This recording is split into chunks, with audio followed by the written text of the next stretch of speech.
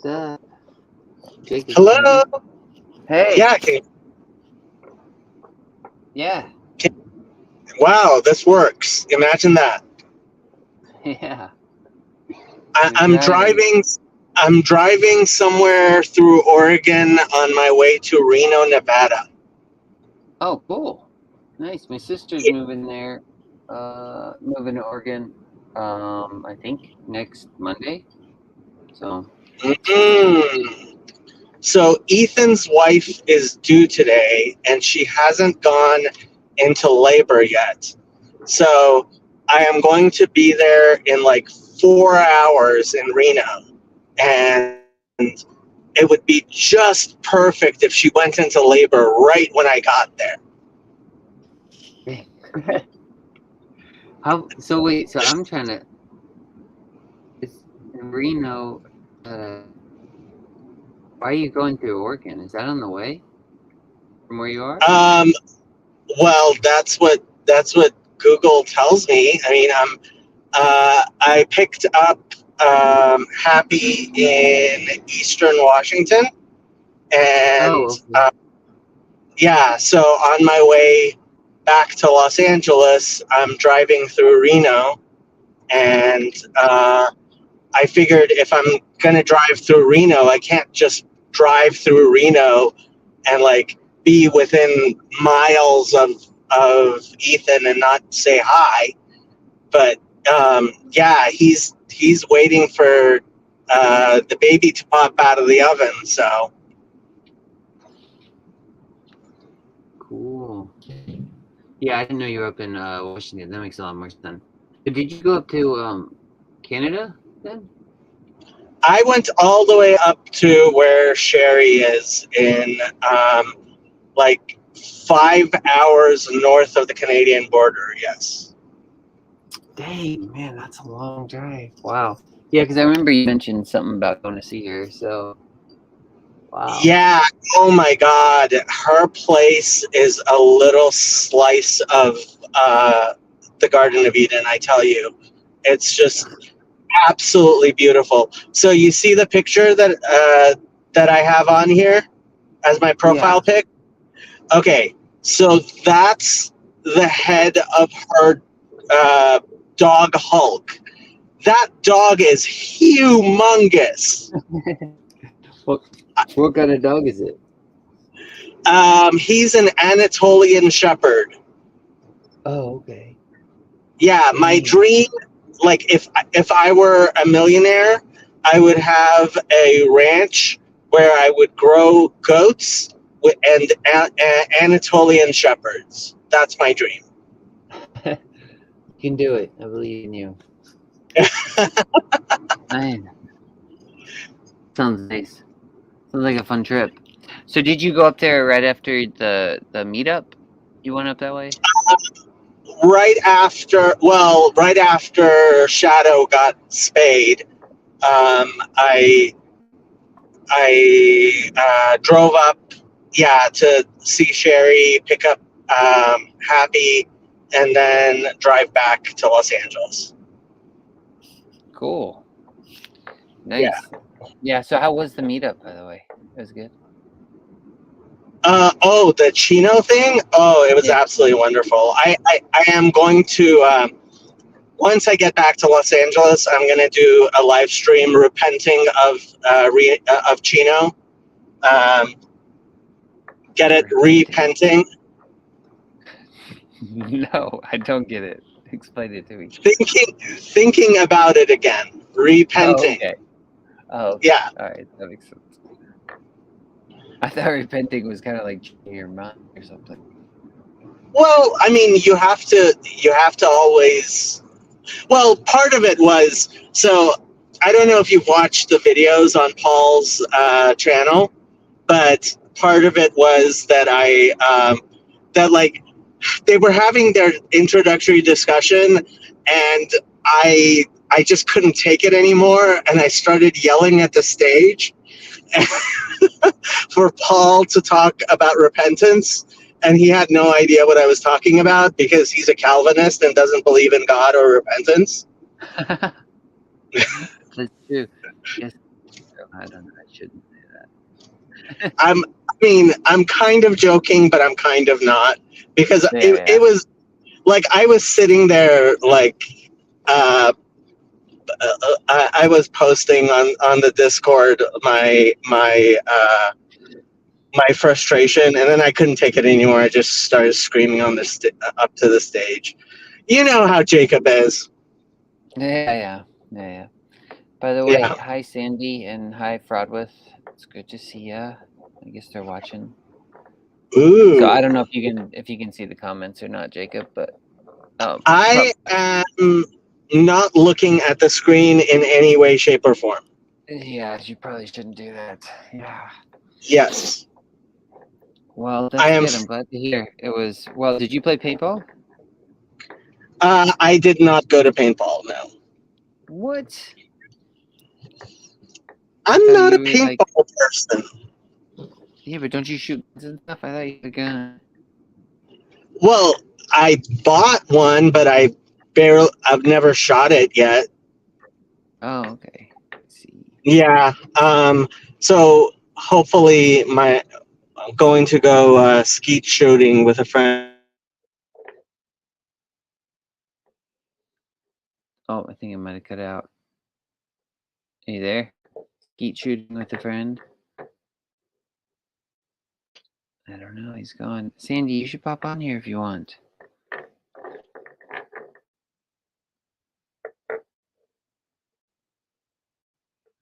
Well, I guess Jacob might have hit a bad spot. We'll see what happens. See if he comes back.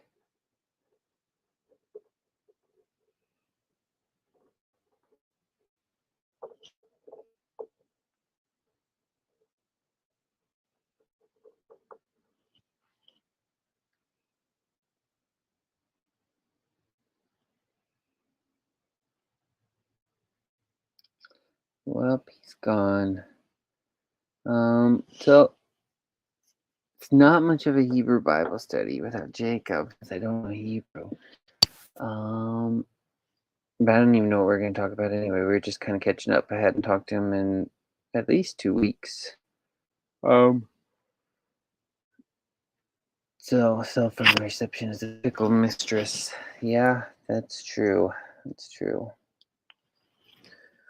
But I don't really have an agenda tonight. I just figured I'd hop on. I've been extremely exhausted, so I don't know if I can carry this live stream myself. So I probably won't do too much unless he comes back.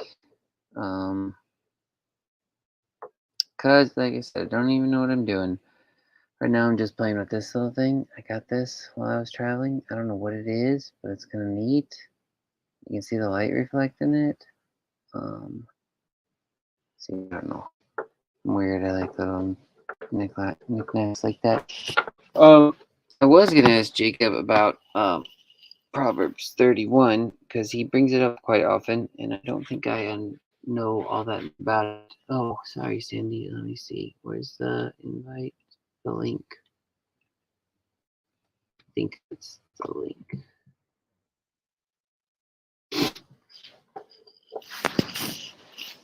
But I had some questions about the first part of Proverbs 31, actually.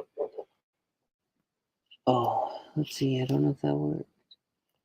Let me know if the link worked. I don't know if it went through or not. Oh, I guess it did. Sweet. Hey. Haven't seen you in ages. It feels like it, yeah. How have you been? Oh, pretty good. You look good. I went to, yeah, well, I look okay. I had some customer at work yesterday ask if I was 45 and I just about fainted. That's Which funny. would not be a good thing because I already did a face plant at Chino, just getting over the black eye. Oh my goodness. What happened? Went to a different bathroom because the scouts had trashed the one we were using, and I don't know, the ground was different or something. I have no idea what I did. So did you fall in the bathroom or just? No, just coming back. Okay, that's good. I landed on the grass, but I landed on my glasses. So the glasses held together till I got home just, and then they snapped and had to be replaced, luckily under warranty still. So yeah, so I kind of bruised just from where the glasses kind of mushed into the grass. Dang. So was everybody camping out there? Was it just kind Not everybody, but yeah. There was at least 30 people, I think, camping. It was absolutely fabulous. That sounds awesome.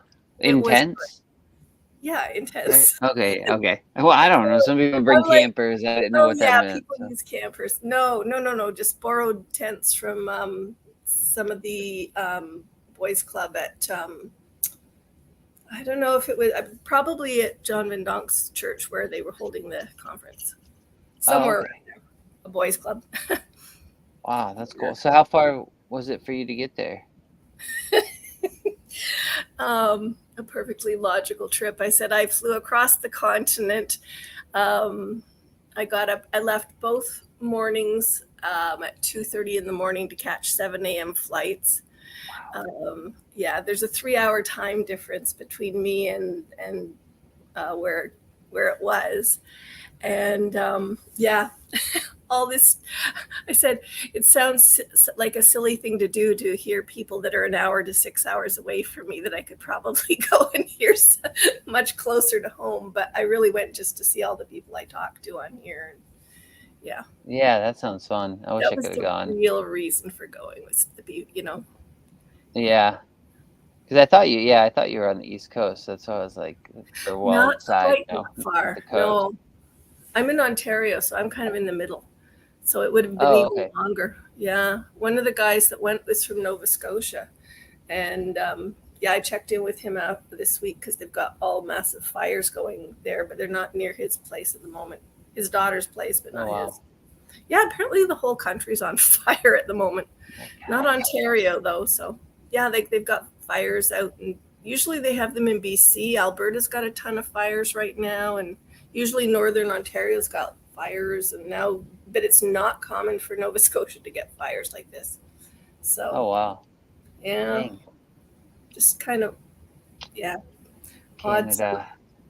Well, and it's what did they say? It was 32 degrees Celsius, which would be about 90 Fahrenheit. So like the last couple of years, we've had these weird extremes in weather. So, it drops and then it goes up and then it drops and then it goes up. So, yeah. But yeah. Well, that's fun. I wish I could have been there. That sounds like an awesome trip. Yeah. Chino was Tell me more about it. Was it mostly just hanging out with people, or were there people speaking too as well?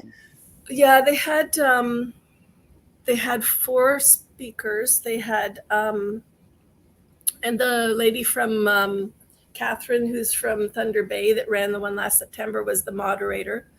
So they had invited John Vervaeke and Jonathan Pajot and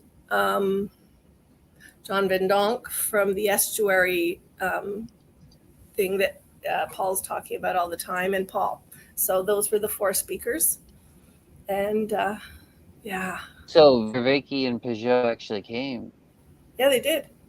Yeah. Oh wow, that's cool. It was fun. I sat in on the Sunday morning meditation thing with Vervaeke. I wasn't going to because I thought, I don't know, but then I did, and yeah, it was, which was the morning I did the face plant. So I'm sitting there trying to be calm and still and tune everything out while everything is screaming at me.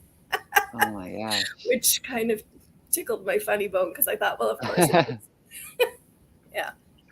Man, it sounds like so much fun. So did you get to meet him, like, and actually speak with Vervaeke and all them, or no? Was it so crowded? I didn't really try to. Yeah. I did, I did go up and just do, a brief, hi, it was nice, thanks for speaking. And, people were going and getting their photo taken at the end of the thing. But, and I did meet Paul and, talk to him. How'd that go? Which was good because I decided I really needed to go and talk to him because, just with my background, for some reason in one of the other channels, I found him intimidating It's got to just be something about it's just got to be something about the background and how he connects with it in my head. So, but because he was a perfectly nice person, so yeah. Yeah, And, that's good. Yeah, and John Van Donk had those of us who were hanging out in his online estuary lead some groups, and I was I got to be in with Jacob's 98-year-old friend. It's amazing. Yeah. 98. Whoa. Yeah, he goes to John Van Donk's estuary group all the time. Nice man. Yeah. Very nice man. Dr. Gary, he's actually hasn't turned 98 yet. He's 97. Oh, But okay. yeah, so there's an audio recording of the panel with him and Ken Lowry and my brain's blanking, Sevilla. And yeah, it was actually really great because Gary, even though his hearing's a little bit gone, he's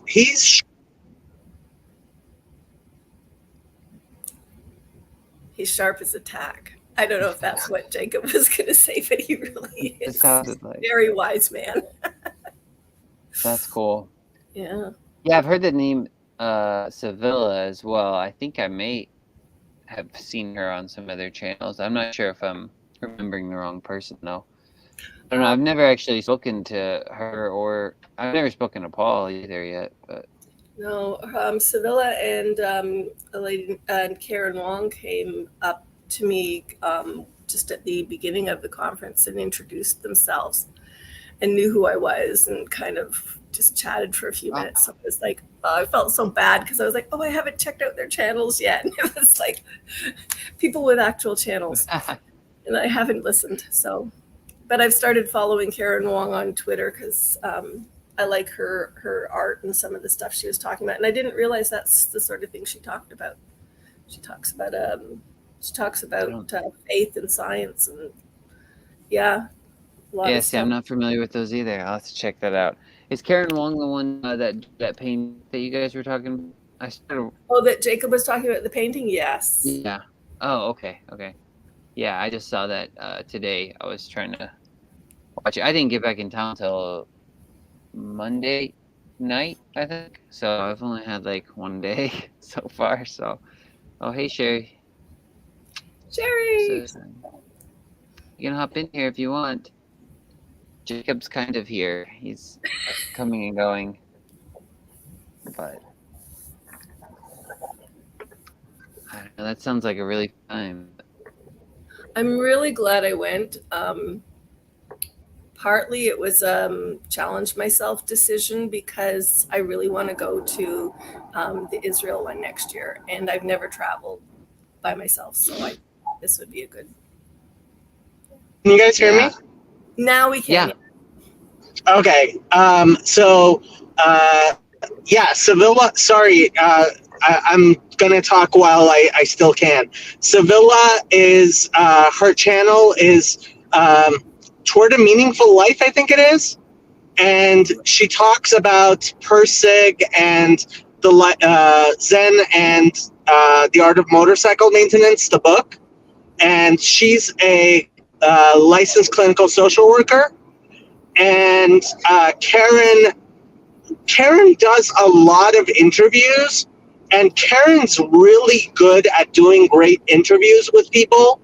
I tried to have her on my channel once, but we had a lot of technical difficulties because she's using a Mac, and StreamYard doesn't work great with Macs, and I was new to it, so I didn't have it quite done right. But yeah, so Karen and Sevilla, I'm hoping they'll be able to come to Jerusalem. That would be great. That'd be awesome. Do you know how much the deposit's going to be to go? Well, I mean, once the foundation's up, they're going to make... Whoop. Take it. Get out. I really want to go to that one too. That would be fun. Yeah. Start saving. Yeah, I'm gonna try. I heard him mention something about wanting like, what was it, like 5,000 people to be there or something like that. Like, oh my god. that's Oh, crazy. yeah. I think he upped the number a couple of times too. Yeah, it kept Realistically, going up. Yeah. That would be fun though. I don't know if I could keep up with that many people. I'd probably get lost. But No, 5,000 Yeah. people is a lot. so how many were at the Chino thing? Around 200. And That's they a were lot.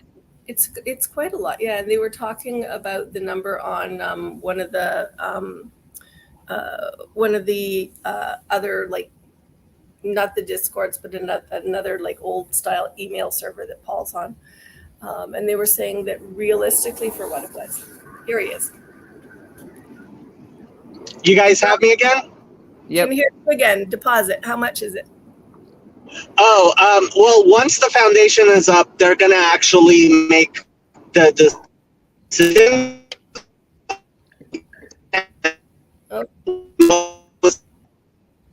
You're dropping out of it.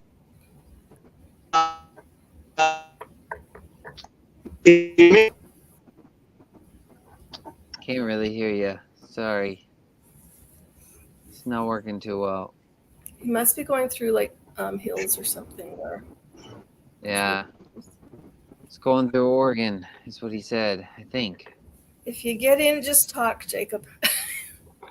Yeah. Yep. I might go on a question too. Well, I'd like to go out there. It's like I was telling Jacob, my youngest sister is moving out there the beginning of the week. And so Yeah. hopefully I can go out and visit her sometime. But it's just been a lot of traveling this year so far. A whole lot of traveling. Yeah. I'm tired. Very tired. So you've been all over the place as well then. Yeah.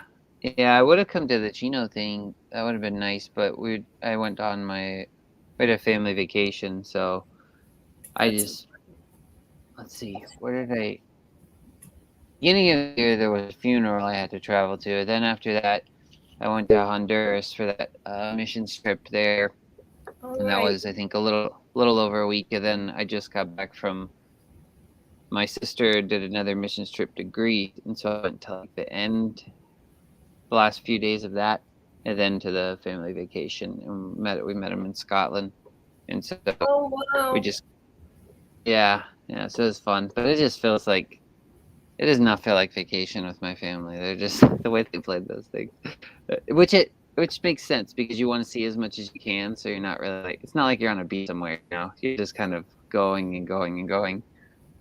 But yeah. I'm tired. I bet.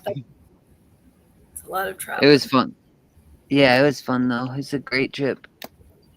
Yeah, Greece is amazing too. But I'd like to go to the Israel one. That would sure be fun. Yeah. Yeah. Kind of scares me a little bit. I've never been sort of that far off continent. I went to I did go to Scotland and England when I was 11 with grandparents. So I have been, flown over, Europe way, but yeah, it's just. How far is it from there?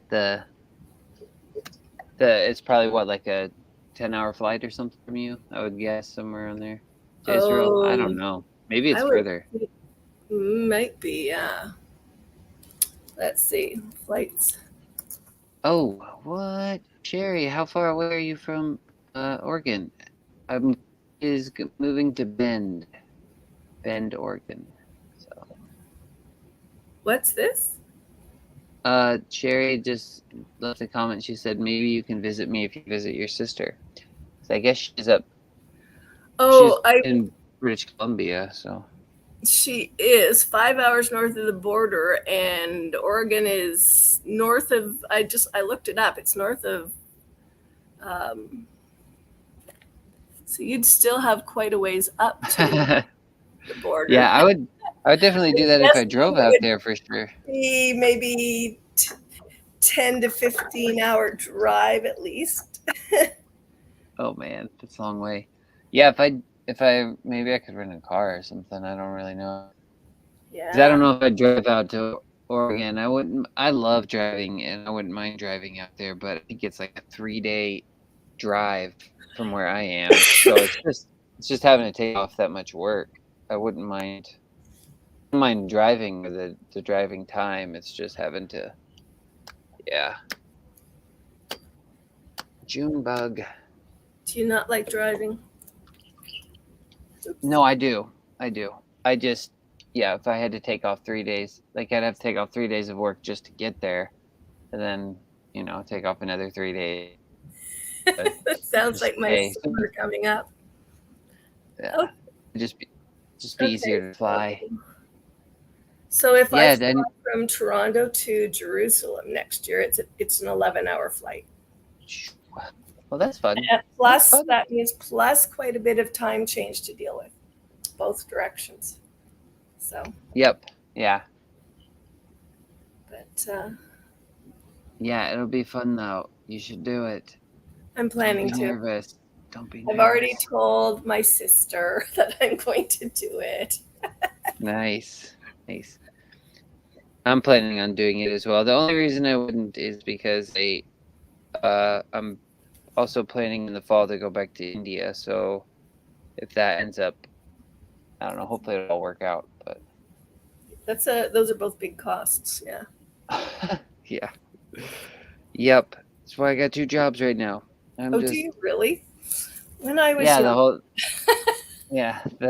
that's the whole Pizza Hut thing is like an afternoon job. I haven't gone back yet. I start again tomorrow, and I'm kind of, to be honest, I'm kind of dreading it a little bit. yeah. I don't know why. I think I'm just still tired, and it's like I'd like a week to just chill. But I had one day off and worked 6. Actually, no, I took 4 hours. So I've just worked. Oh well, okay. Because of how the 2 weeks lay out, and because our week starts on the weekend, I just worked 6, 7, 8 days in a row, which is not the longest anybody at my work has ever worked in a row. oh wow, yeah, that's a lot. Yeah, retail. When nobody Yeah. shows, they call people in that will show. Mm-hmm. Yep. Oh, that is. Andrew's here. How's it going? Hey, Andrew. good. How are you? Good to see both of y'all. It's good to see you too. Mm-hmm. So where are you at right now? Are you in a dorm still? Yep. Are you still in school? Isn't it summertime? No, not yet. We got 3 weeks left, so. Really? Dang. Oh. That's crazy. All the way into June. I thought in college it like let out in like April or something. I wish, man. Yeah. Dang. Where my son went, they did. Yeah, I think here they do too. It's like beginning of May. Done. Oh, Yeah, I remember this because he graduated in the end of April. Didn't wait for his diploma ceremony. Just moved straight up north, 10 hours north of me. So he was moving up to where a friend got a job. So and has actually now got he's lived there a year and has actually now got an actual job. Before he was kind of doing the, let me just kind of like feed these things together and, kind of make it work sort of thing. Mm-hmm. But so how have you been, Andrew? What's new? Not much. You went to Yep. Chino as well, right? I was there for the Thursday dinner, but nothing else. So yeah. Yep. he What was it? What was working this? not in school. Mhm. It's nice to What's this? still a ride in with you though. Get a chance to visit. Mm-hmm. Yep. So what was the Yeah. hand thing you did? You said, "How's this?" What is that? I mean? did say, how's that? Yep. What happened? That there. Oh, nice. Yep. That's cool. When did you get that done? Tuesday. Nice. Yeah. Jacob and Tayo and Anthony, whatever all told me to get it. So yeah. So you what did it? Yep. Nice. That's Mhm. cool. Is that your first one? Yep. Are you already thinking about another? No, I think I'll keep it at that. Oh, okay. Man. Yeah. Oh. You should come and move here for a bit and hang out where I live and work. Yeah. My first year here was rather confusing. Mennonites and people covered in tattoos. It was like, okay. That's funny. Yeah. Mitch, get on here. What are you doing? I'm gonna show my tattoo. That means I gotta take my shirt off.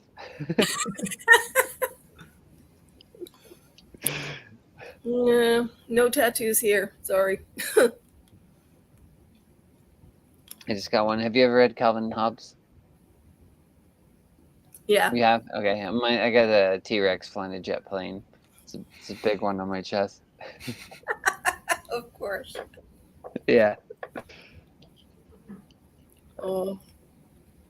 Well, we could talk about the Bible. Or we can talk about whatever. I don't know. I didn't really have much of an agenda. I just figured I'd hop on. Mm-hmm. Yeah. How come you're still wanting to talk to Jacob about Proverbs 31?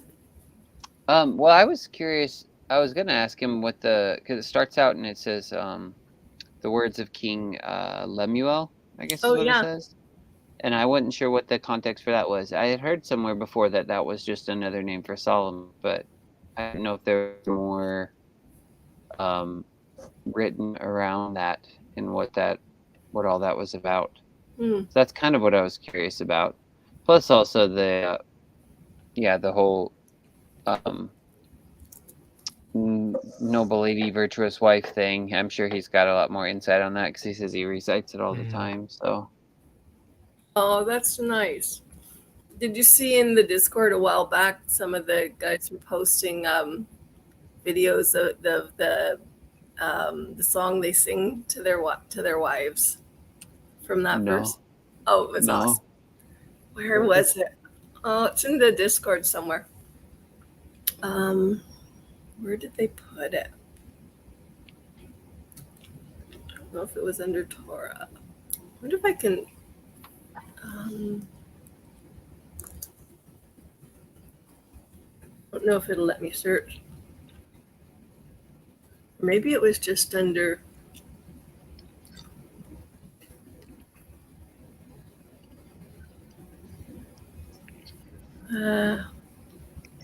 Maybe it was under links or one of those things. Let's see.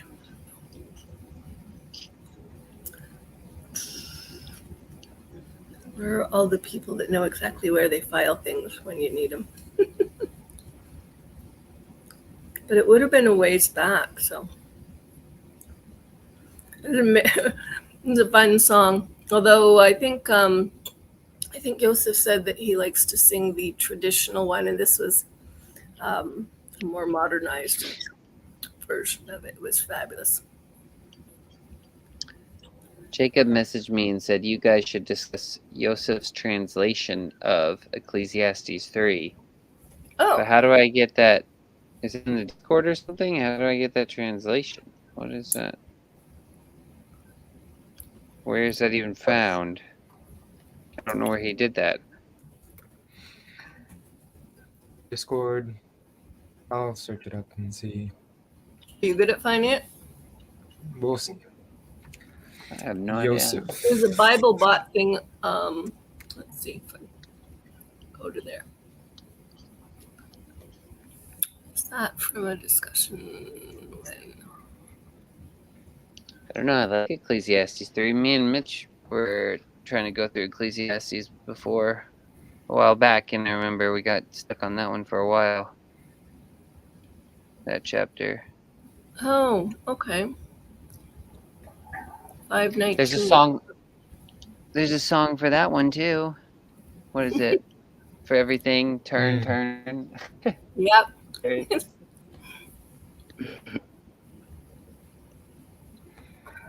Yeah. Okay. If you just type Ecclesiastes into the search bar on Discord, you'll find it. Really? Mhm. Okay. Yeah, so I'm looking here. Looks like it was last week. Trying to decide how Alright, far let me back. try to do it on Okay. my computer, not my phone.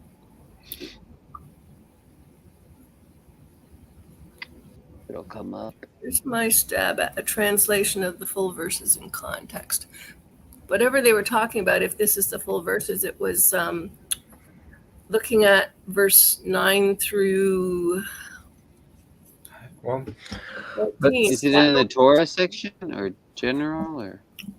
it's in general. General. Just, are you on Discord on your computer? I am. Yeah. So top right, you should see like a search bar. Okay. Yeah. Yeah. Yeah. If you just type in Ecclesiastes, it'll pop up. And just scroll down to where Joseph or something. No, Trying to No, find just, where you if- put that. just Ecclesiastes. if you just click Yeah. on the BibleBot one and then jump to it. Let me 3:11. see. Dewey Reams.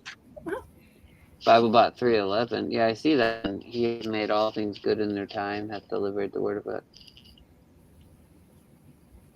But where's Joseph's translation? So guess what I'm looking for? Did you guys pray?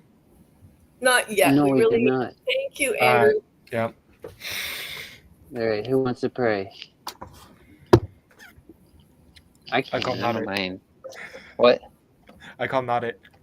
All right, I can do it. I I don't mind. don't think that's part of the process.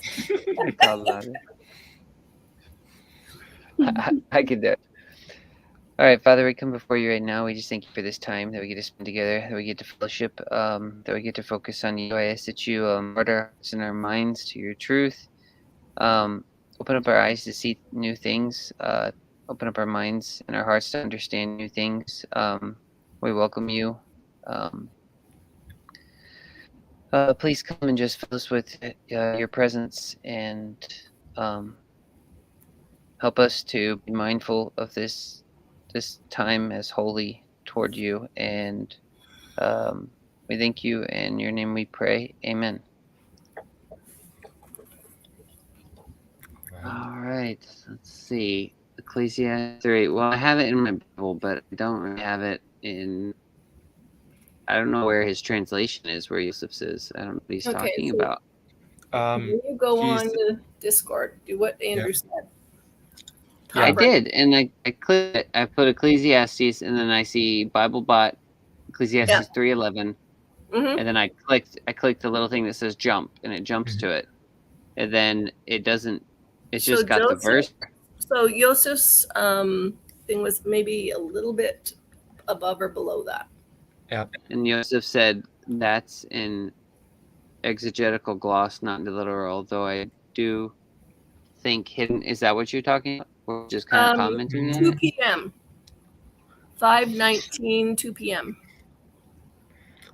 He's saying like instead of eternity, it should be translated the ineffable name or something like that. Yeah.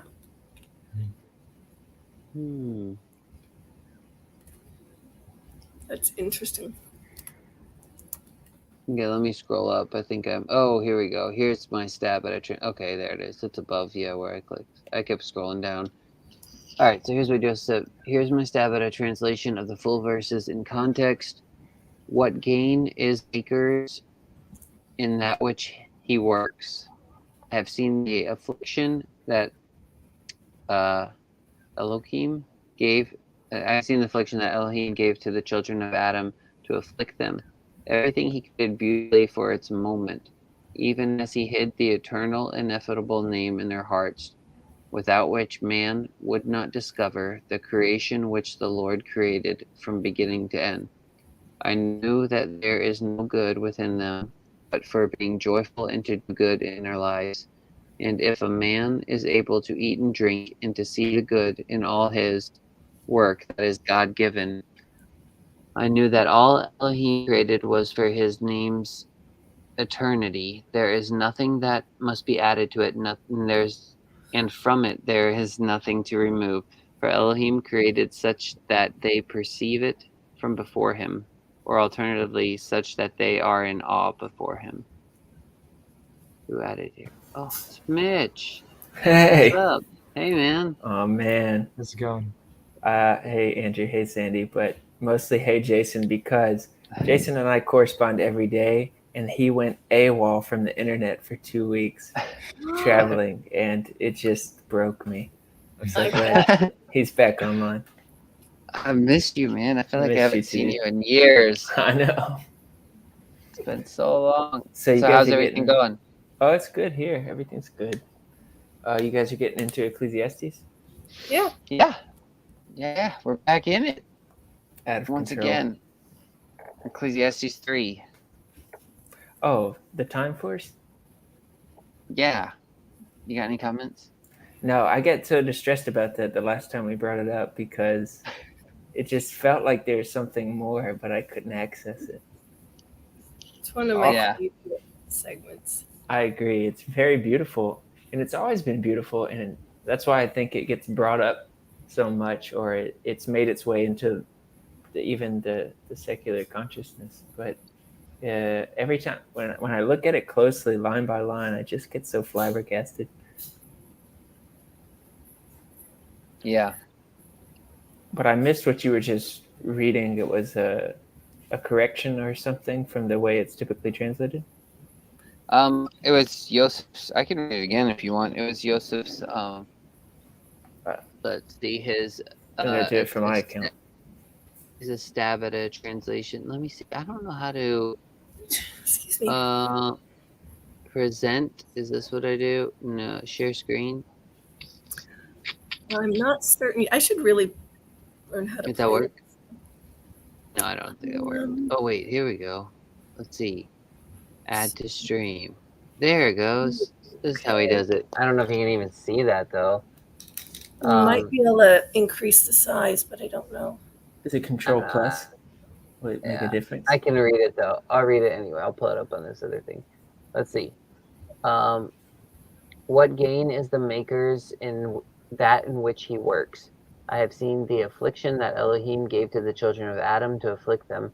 Everything he created beautifully for its moment, even as he hid the eternal, ineffable name in their hearts, without which man would not discover the creation which the Lord created from beginning to end. I knew that there is nothing good within them but for being joyful and to do good in their lives. And if a man is able to eat and drink and to see the good in all his work that is God given, I knew that I knew that all Elohim created was for his name's eternity. There is nothing that must be added to it, and there is nothing to remove. For Elohim created such that they perceive it from before him, or alternatively, such that they are in awe of him. I wonder if every time it's man that it's Adam, right? Yeah. Adam. Okay, so Jason, remember when you first found out that vanity or meaningless was Abel? Hebel, yeah. Yeah. That still blows my mind. Still, yes. But if you think of every time you see man in Ecclesiastes, you read Adam, and every time you see that refrain of vanity, you read Abel. It's kind of chilling. Yeah, it is. Yeah, it's kind of haunting in a way. And because then they start mentioning, then it's talking about toil, and it makes you think of Cain and things like that. I get this weird alternate vision of a father-son narrative where it's like, I've lost my son, so what good is anything else in the world? But that's just me being goofy. No, I think that's definitely there. It seems like it's there when I read it that way, for sure. I don't think so. All I read is Christian nihilism now. I mean, Abel's the son of Did you Adam. say nihilism? Christian nihilism. What were you saying, Andrew? Abel's the son of Adam. Exactly, yeah.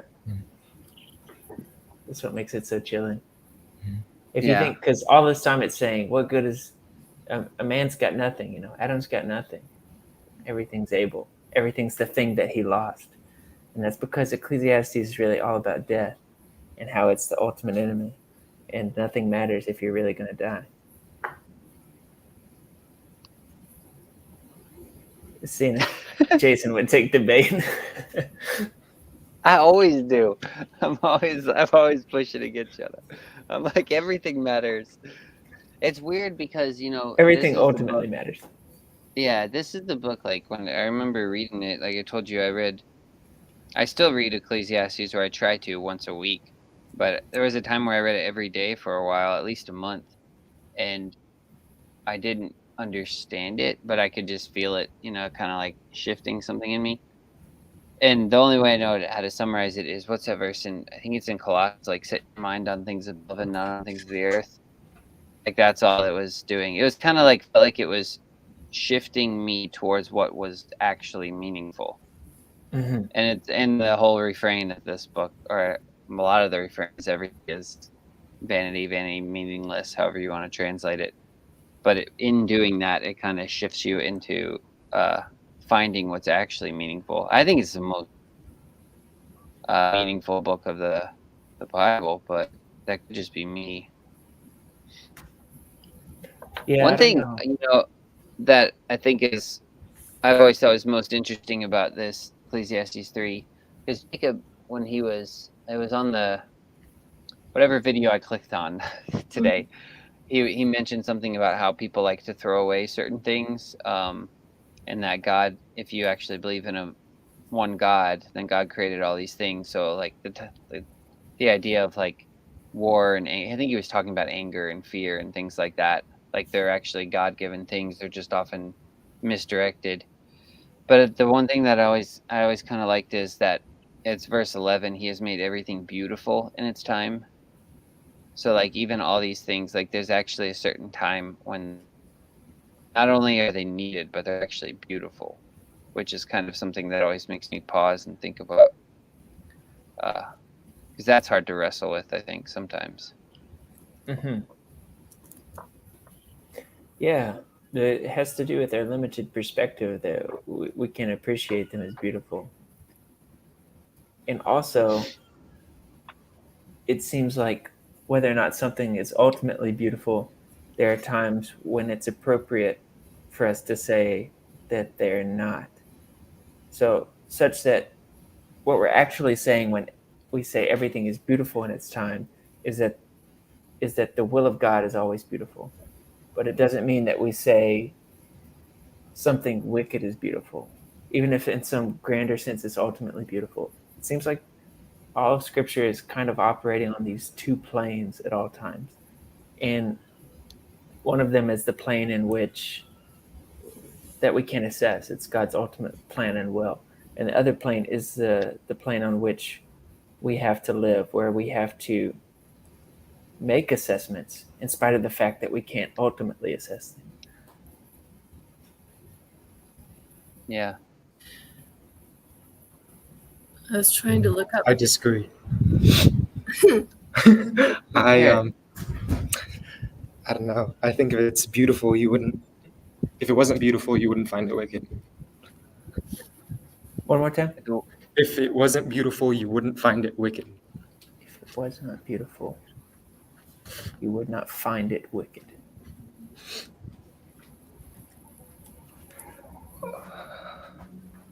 You say more? What do you mean? If it was not beautiful, you would not find it wicked. I don't know. We see all things through beauty. I don't. I mean, I see things that are horrible and evil and ugly. It may be the fact of my limited perspective that I see them that way. But I even know that I'm being obedient sometimes when I call something evil or beautiful or ugly or wicked. Repeat that again. So sometimes it's true that I look at something as wicked only because I have a limited human perspective of it. But sometimes I'm called upon to refer to things as evil or wicked or ugly. Yeah, by beauty. You mean in comparison with beauty? Like juxtaposed to beauty or something? By beauty.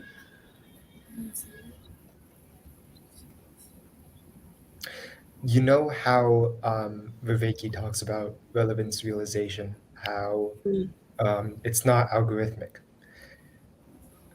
it's by that same token, when you call something evil, you're not comparing it to the good and then determining that it's evil. It's beautiful and it's evil. Maybe you're saying that it's ultimately beautiful because it somehow figures into God's plan. But I think that there is a level in which it's actually just evil. Yeah. I mean, I don't think beauty is just reserved for the good. Mm-hmm. Everything's beautiful in its time, both living and dying. Well, you could say dying was wicked, but that would be a result of a limited perspective. But sometimes it's appropriate to say, yeah, killing is evil, even though everything is ultimately beautiful in time. That's why I wanted to make the distinction of these two planes. Everything is ultimately beautiful in its time, but still, as far as we're concerned, it's appropriate sometimes to say that's evil. It's not good. So I've been trying to look up because I have had this feeling that there was a discussion of the word beauty in a different context. So I was looking on, I don't know if you say Aish or Aish.com. It's a link that talks about the etrog and Jewish beauty. So they're and they are looking at faces of people. Don't need ads. Yeah, because they were saying like every civilization and every philosophical system searches for the meaning of beauty.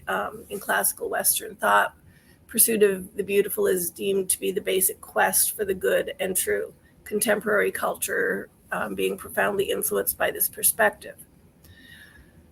And says this day, striving for beauty is a dominant desirable component of an accomplished individual. So that's all the Western thought. And then they say that it doesn't seem that way. That doesn't seem to be like enshrined. The beauty doesn't seem in and of itself to be a major priority. Because they look at the phrase that gets quoted a lot, beauty is vanity, from Proverbs 31:30. Then he switches and he starts talking about, says, seems to me, however, that a compelling argument ought to be made for the vital central role that beauty occupies in the Jewish worldview. So to do so, we must show that for Judaism, beauty is something and means something entirely different than all other thought systems. So then he goes on to look at what is the concept of beauty? How do they come to it? So he says to answer it, one looks to the Torah to find sources of the Jewish idea of beauty. And there they refer to, sorry, my eyes are tired today. So like all abstract theories in Judaism, which ultimately find their expression in concrete mitzvah, the idea of beauty as well finds a tangible realization in the central mitzvah of the holiday of Sukkot. The Torah requires, and you shall take to yourselves on the first day of Sukkot a fruit of a beautiful tree. I'm thinking they've written that Kriyat Sedar. The Talmud in Sukkot 35a wishes to define what constitutes a beautiful tree. So by analyzing that Hebrew word for beautiful, hadar, and he says the sages conclude it is the etrog tree because the word hadar is interpreted to be a fruit which dwells continually all year on the tree. Hadar, literally that which dwells. And so they understand the word dar to mean the opposite of temporary or intermittent residence. So it implies a permanence, a continuous process. So there's a quote in big letters in the middle of the page that just says, beauty is the indomitable power of life, the determination to live on despite all difficulties, the drive for eternity. That's kind of what I like, I don't really know if that's what anybody else hears, but I'm kind of like, no, there's something about it. Like, because they're not just talking about something pretty, you know? They don't mean it looks nice. They're talking about something deeper, and that kind of grabs it for me. I don't know if that's sort of the main thing that some of our StreamYard rabbis would point us to, but that kind of grabs it. That sense of permanence, the dwelling and the indwelling, you know, like,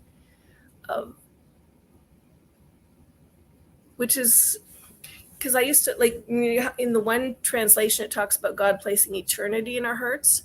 And this one, Joseph has talked about the ineffable name, which in essence really is everything that eternity is. You know, God is eternal. His name is eternal. Everything he does is for his name. You know, it kind of, and I can't think of anything more beautiful, like that constant dwelling, you know, like go. It makes me think of, you know, the scripture that we're reading and the reference they point to, and then you hear the hints of it in the Christian text as well. When you look about, you know, like, if you look in the end thing with Revelation, where you're supposed to have trees on either side of this river which bear fruit, you know, like all year round.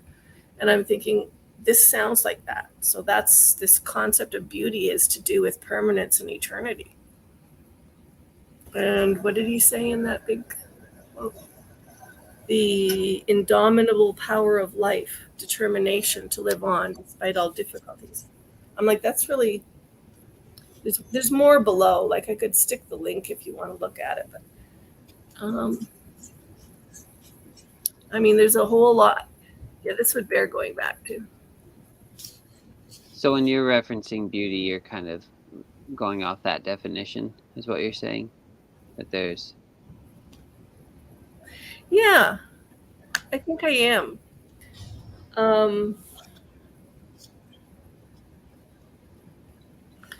I think I am, like, in some respects.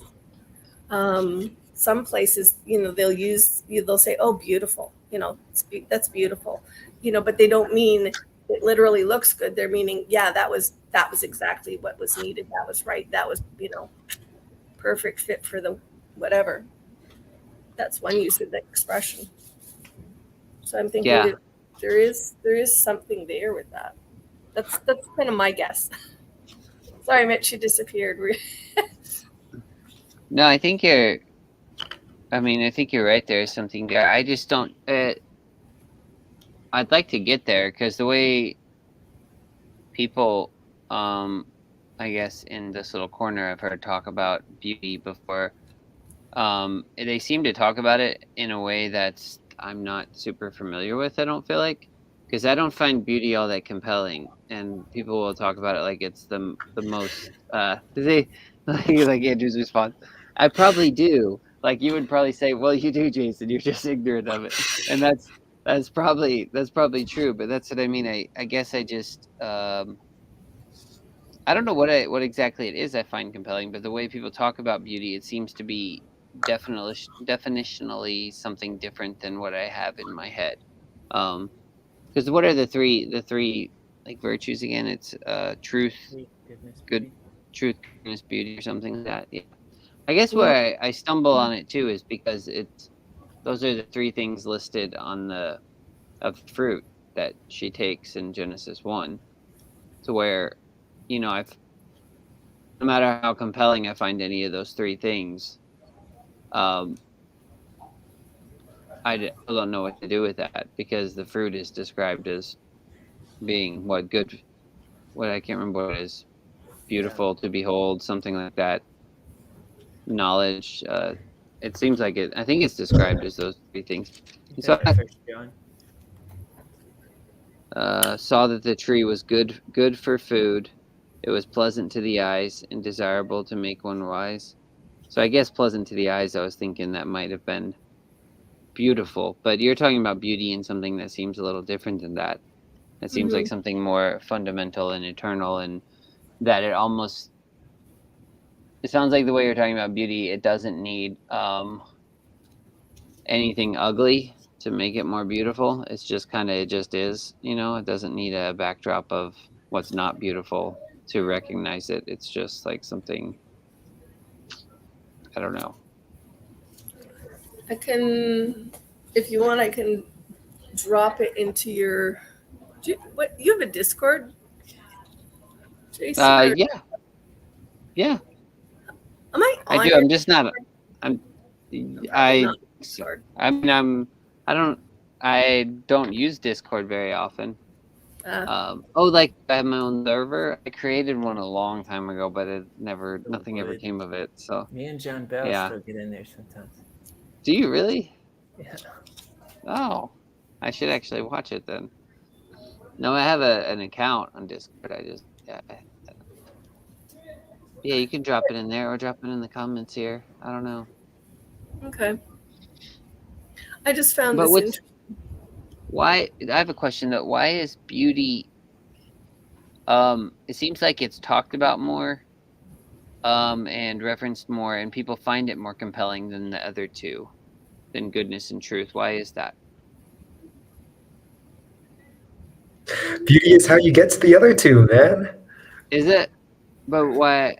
Can you explain that to me? Because that's what I mean. I'm just not like. I'm not seeing it. I'm going to drop it in the private chat if you can figure out how to Okay.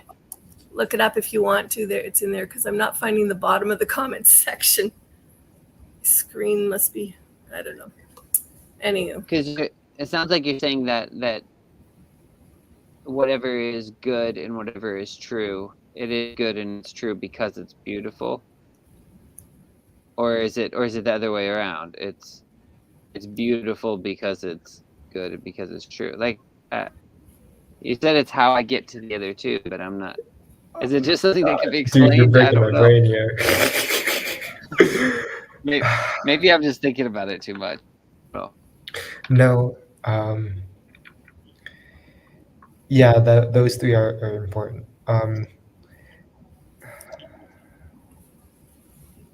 Have you listened to Viveki much?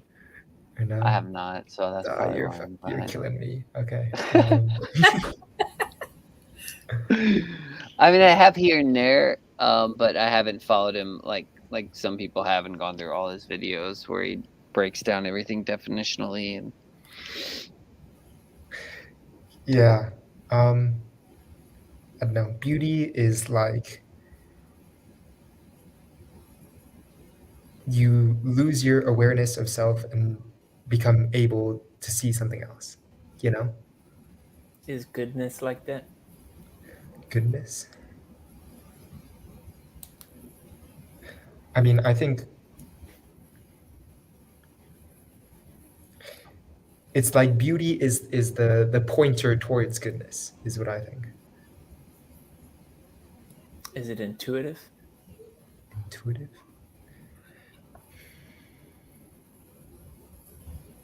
so I'm going past a section here talking about the beauty that we find in aged faces.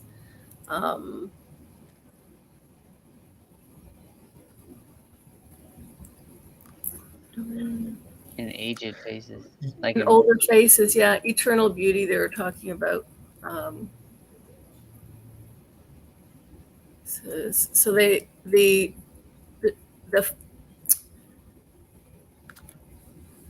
the quote I read leads into a section on eternal beauty and says, in this light, we can understand another striking mitzvah in the Torah concerning the obligation to honor the elderly. The Torah states, Vehadar, I don't know if I can say this probably, Vehadar ta pnei zekain. I don't know, that's terrible pronunciation. I don't know how to speak Hebrew. Which is, anyway, it's usually translated, honor the face of the old person. The word hadar, however, literally means beauty. So that the verse is actually telling us to ascribe beauty to the old face. And then it says, but what is beautiful about, an old face? It's kind of it seems like they're talking about how it contradicts our basic attitude in Western culture of what beauty is. Let's see. Yeah, and they were likening this.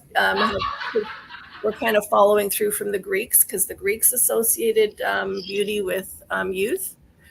So, which is, yeah, hence, therefore, the Western world with its cosmetic industry.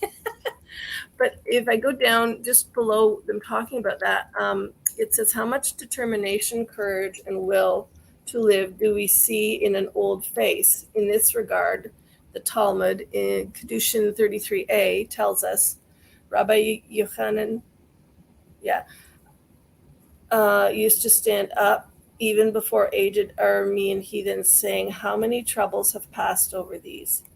So the Torah thus requires us to see in aging persons, not that they are fading away to oblivion, but to recognize in them the unremitting urge to live, which goes back to what that quote said, and the yearning of the immortal soul deep within each individual for eternity. So I'm guessing when I look at that and I think about how Yosef translated it, relating it to the ineffable name, it's like it's in a way saying, like this, I don't know, I'm likening the beauty into the way in which we yearn for God, like that we yearn for everything that he is, who he, so hang on. Awe and love are the two wings, right? That we ascend up to God, right? Jacob's always saying that. That's where you find both of those. Wait, So what? say Say the it word again. again. Awe and love are the two wings by which you Oh. ascend up to heaven, right? Yeah. Beauty, man. It's beauty. Beauty is awe and love, or is it? Yeah, but what is it? But what is?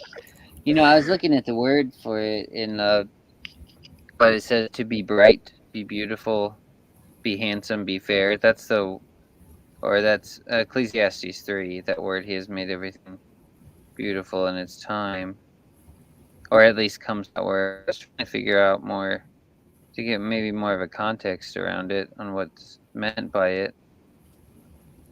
That reminds me of that tree where I've been reading the Psalms, and I'm doing, I think it's Psalm 1, where I'm like really stuck on it because it talks about, the trees that, bearing their fruit in their season. So everything for its season has this appropriateness to it, this kind of that where Jacob's always saying God didn't just make everything good, he made everything for the good, and for the good is for the good of everything that God wants, and there really is something beautiful about that, what God wants. I know it doesn't always come across that way, but it is. Huh. Honestly, for me, I'm it's reading easier. about olive trees now. Sorry. No, that's fine. There's It's You it's should know easier. about this. Jason, you've got almond tree in your thing. Yeah. What? Well, I like the way you're talking about beauty doesn't sound absurd to me. Like even seeing beauty in an old face, like that doesn't. I would think that's like I don't think old people are ugly or anything.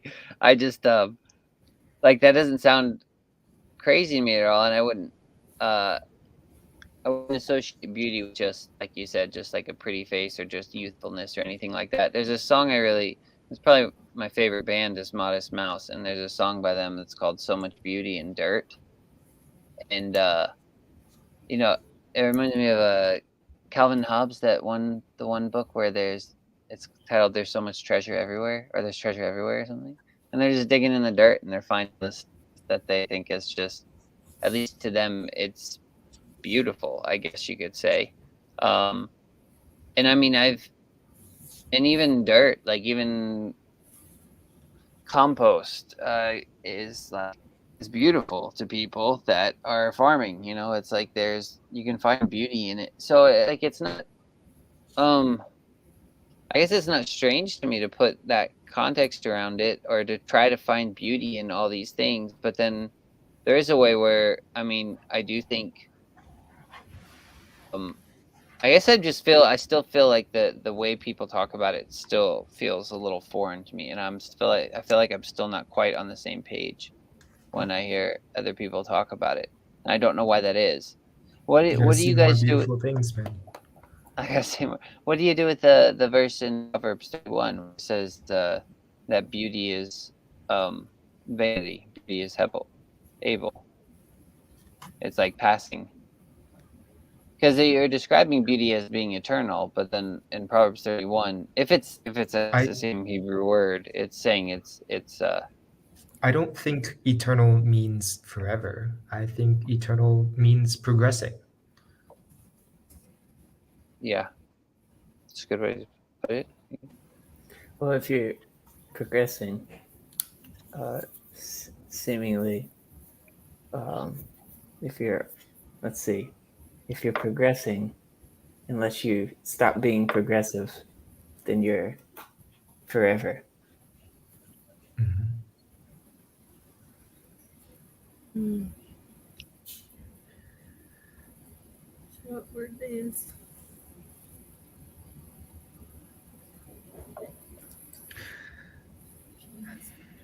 I like beauty. Don't get me wrong. I'm not saying I dislike. I'm Jason sure I hates love it. beauty. I hate beautiful things. It just Beauty is there's a like way of participative goodness. I can relate to you, Jason. I think I guess there's a way it seems like it's not things that are beautiful are not subjective, but then there is a way that they are subjective. it And feels that's why I'm kind of arbitrary like sometimes when you hear it talked about. yeah, and then if I'm sitting here pointing out what's beautiful, I could something beautiful, another person could say it's not beautiful at all, and so that's where I'm like, there's a way that I think everything has an element to beauty to it, but then there that I guess I don't know. It's Yeah, I don't know what I'm transjective. getting at. You It's know not it when you see subjective, it, it's not unless you objective, don't. it's transjective.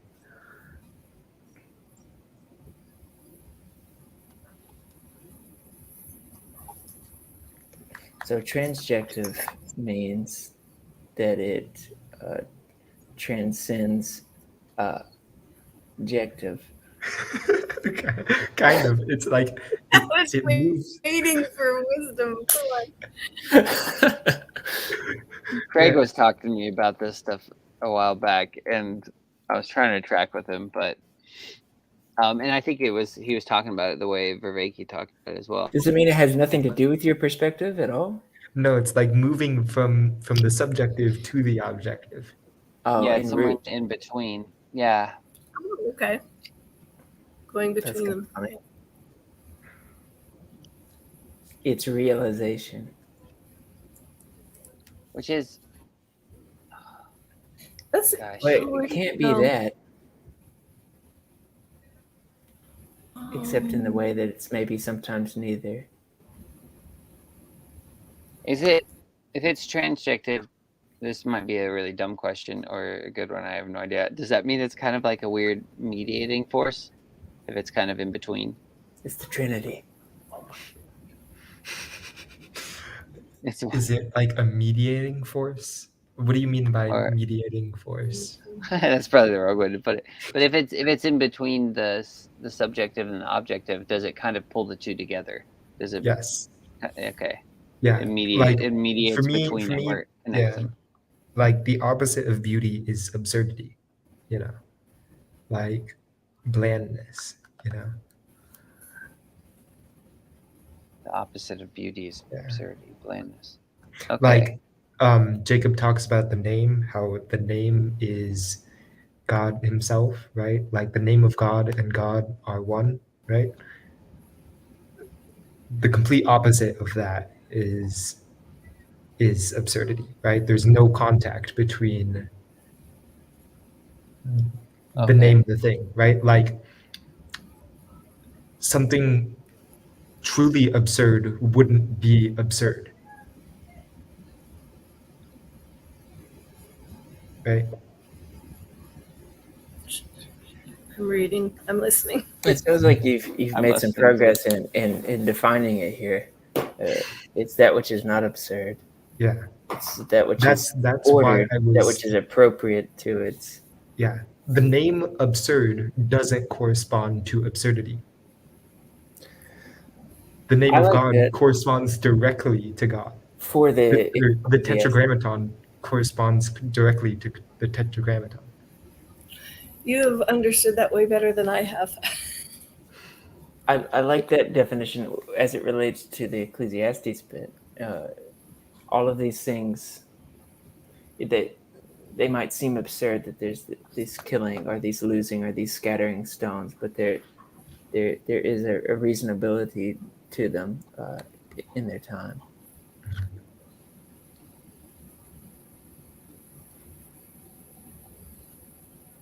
But I mean, man, just beauty. I feel like as a word, the way it's handled, it's gonna get lost in the sauce pretty quickly. It's just used in so many different contexts by so many different people. Do you ever Well, feel that way about love? Oh, sorry. Go ahead, Sandy. I was going to say, and also though that's English, because I don't think that when I looked at the other verse, I don't think it was the same word. So, go ahead. Do you ever think about love? No, Oh, I was yeah. just like about the same way with that word, the way people use that. Yeah, for sure. Yeah. Like, Or since you brought up all, Andrew, all awesome the same way. All love, all, and beauty. I mean, this is a mixed Yeah. bag. I really feel like, I don't know. It's kind of, I feel like that happens in, Jacob probably not gonna like this, but I feel like that happens in every language though. I think some of the reason Hebrew is so beautiful is because it's so ancient, and the way the etymology works with it and it builds on each other is what makes it so fascinating. But I feel like in every language, you can kind of get at that, because the more you dig down in the etymology, the more you get into like poetic images, and then you kind of get at something more fundamental, I guess. I don't know if that's in any language, but it seems to be there, at least in Hebrew. I would think it'd be there in the English language as well. Like you're talking Yeah. about awesome and awe. Like if you really pause about how I'm using the word awesome, then I got to break it apart and learn the etymology of it. Then it gets into something like, even when you're talking about awe, like what's the etymology of that, and where would that come from, and how would you describe that? If you're forming a language from scratch, like how do you explain that feeling? You would have to use some sort of poetic images. Like what would you say? Like looking out across the ocean or something? Like how would you even describe awe if you were? And then it seems like you're getting at more of the idea of what actually. Then you're getting closer to God almost in a way. I don't know. Yeah. I like when somebody says, well, what do you mean by this? I like to just say, you know, leave it there. You know what I mean? You know what Which is absurd. But not in its time. Then it's beautiful. Every language is an offshoot of Babel. So we're up a creek. Yeah, what So- stood out to me a lot, and sorry, no, go ahead, Sandy. You go first. I want to hear what you guys. No, I want to hear what you're gonna say. Do it. I was just going to comment. I was thinking about language today. I was reading something on Karen Wong's Twitter page, and so two things. You were talking about the word awe, and when I would interpret for Jacob at church, you've got songs where the word fear is used, and fear is one of the words that kind of has a kind of like a connection point to awe. And so when you one way you can express fear, because you're talking concept, not English to ASL like literal, right? They invented a system for that, but that's not this. So fear is that shaking, that's like being afraid, right? But if you're signing fear in the sense of awe, the sign is like this, like your mouth dropping open. So, like it's a visual of when you say, like, if you see the vastness of the ocean, if you see that, like sit somewhere where you can see out for miles and miles, or when I flew back from Chino and I'm just sitting staring out the window watching all the changing shapes of the clouds and the hills and the shadows and how everything's put together. That's that kind of fear, which means respect, honor, awe is just that whole sense of pulling together all those words. So, and in terms of the etymology, I was thinking, I forget what Karen posted, something from one of the various chatbots interpreting something. And I was thinking about 2017, I almost moved to BC, and I was looking into one of the indigenous languages there from the Tahltan people. And they actually have a pronoun for not just, like male, female pronoun or whatever, but also for the land. And it starts, there, K. So you add a K in different patterns when you're referencing the land. There's really kind of a cool video actually about the beautiful land. So when they were talking about some things, it's defined as beautiful land.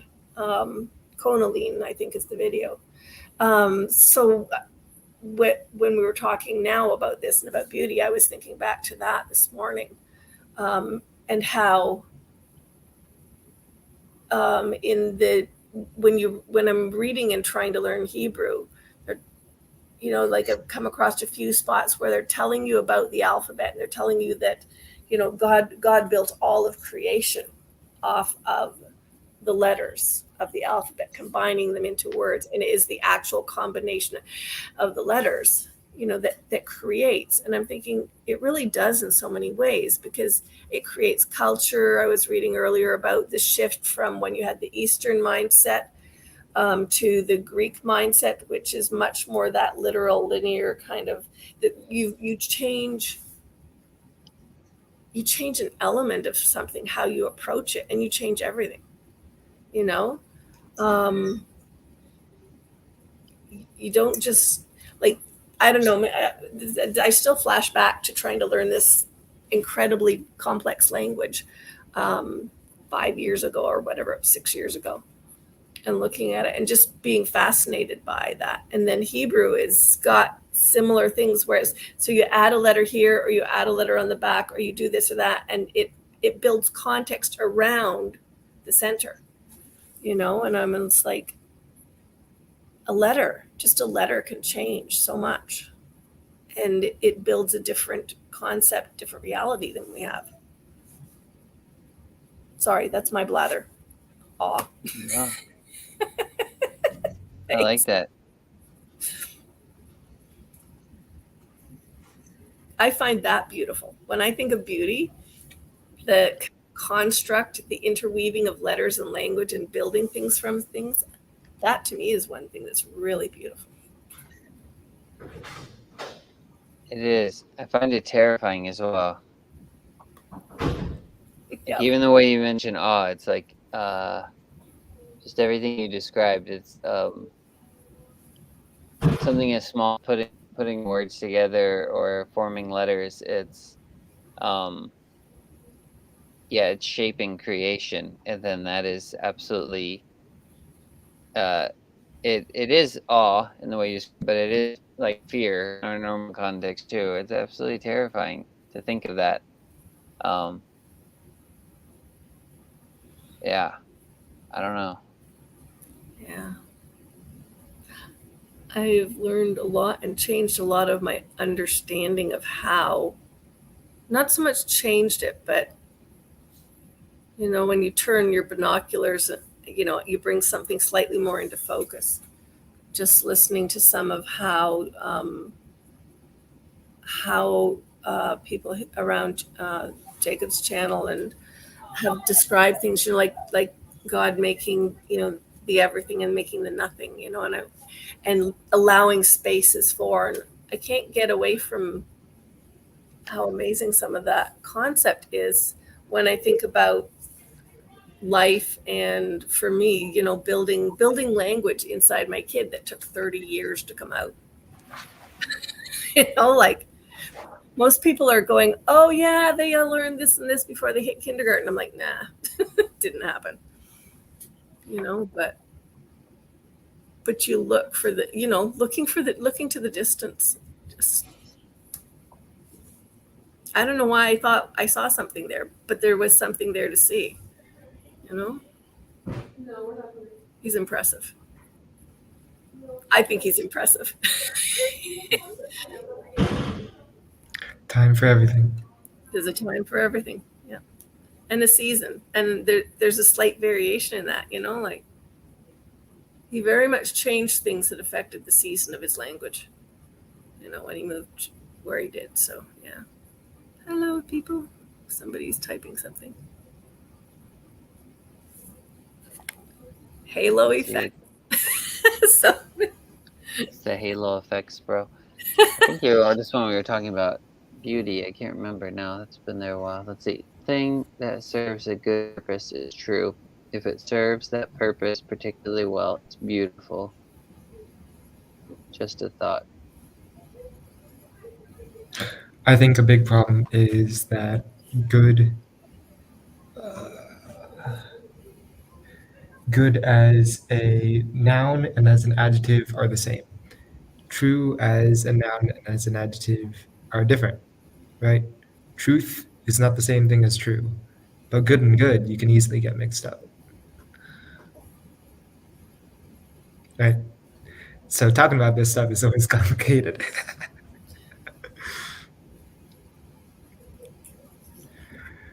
Wouldn't truth be more like goodness? When you think of the goodness of something.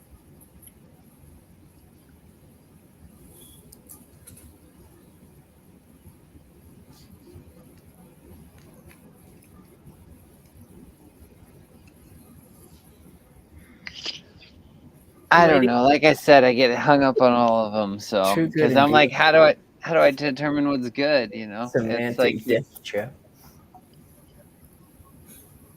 what's that? What's the story of the Chinese farmer? Where they're like, So good, it's yeah. a good one. Yeah. It's a good Well, story. maybe. Yeah, maybe it's good. Maybe we'll see. We'll see.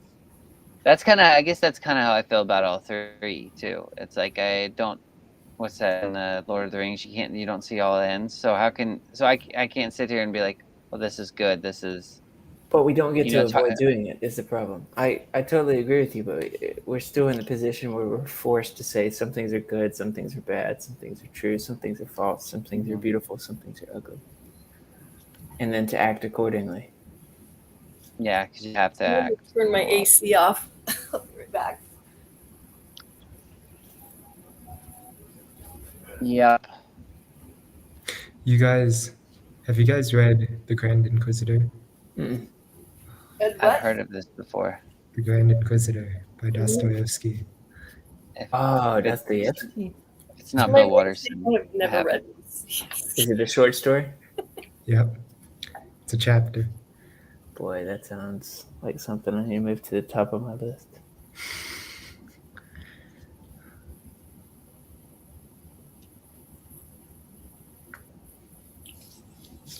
It amazes me how I well. guess okay. So here's something. I don't know if this will be helpful to go this route because if I'm Someone's thinking cat about is calling just something that's true, it's probably Mitch's. Yeah, sorry, that's my cat. She's dying every day for the past 5 years. Aren't we all? It's like what I was saying was, if I think of something is true, if I'm focusing on true, at least whatever true means in my context of it is almost something like unchanging. It's and yet it's in your context of it. Yeah. But then I guess what I'm saying is, like, when I think of God, he completely blows that apart, because you can have, okay, so if I want to say something's true, like, you eat this fruit, you'll surely die. like, or any law, like any law I could say is truth. And But then he as let soon you as I live. put something like mercy in there or forgiveness and repentance together, it's like, then that, what do I do with that? Because then all of a sudden it's not like it becomes untrue, but it's like it's like transformed or something, you know? And It so does that's what I become mean. untrue. Does it? Because I mean,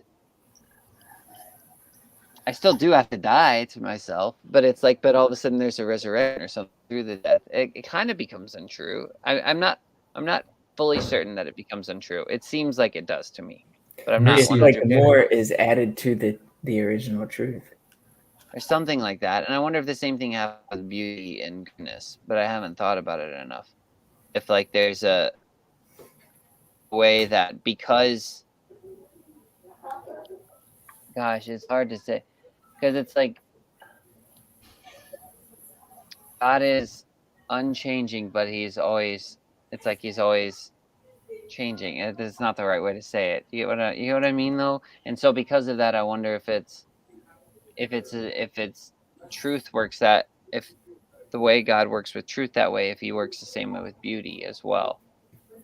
I would have to think it is the same, but I'm not even sure how to properly think about that yet. I don't know. What is the origin of this? I'm being very dense here, but what is the origin of this truth, beauty, goodness paradigm? I don't know either. You're not alone. You start seeing it picked up with the Neoplatonists. Okay. Yeah. I don't ever use it personally.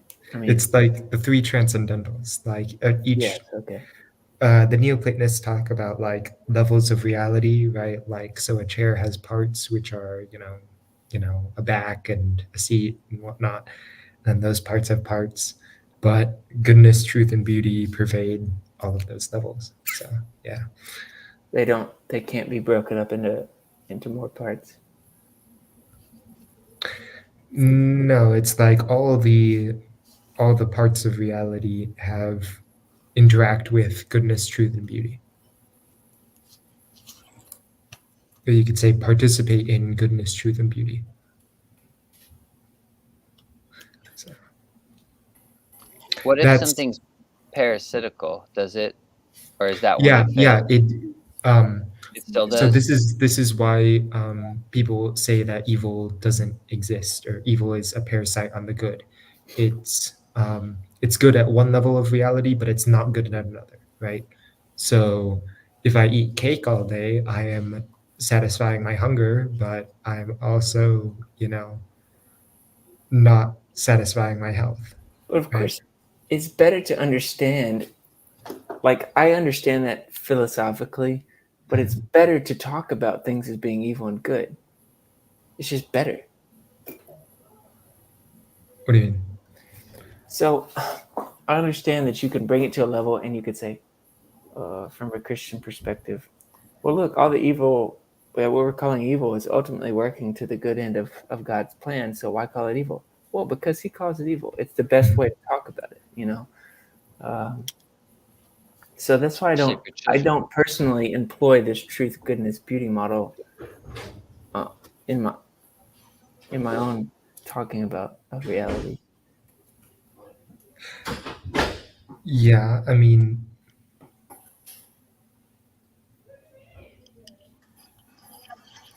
you don't have the mind of God, Mm-mm. right? Like, yeah, maybe to God all things are good, true, and beautiful, but I do not have the mind of God. And I can call things evil, and right. that the great mystery of that is that's also participating in God. Mm-hmm. Yeah. And so that's why I always, going back to those two planes, that's why I always try to separate. There's an ultimate reality, and then there's a reality as far as we're concerned. One is talking about, like, ontologically what is, and one has to do with what we should go about doing given our limitations in spite of what ultimately is. Yeah, a time for everything. Mm-hmm. everything is beautiful in its time. Ultimately.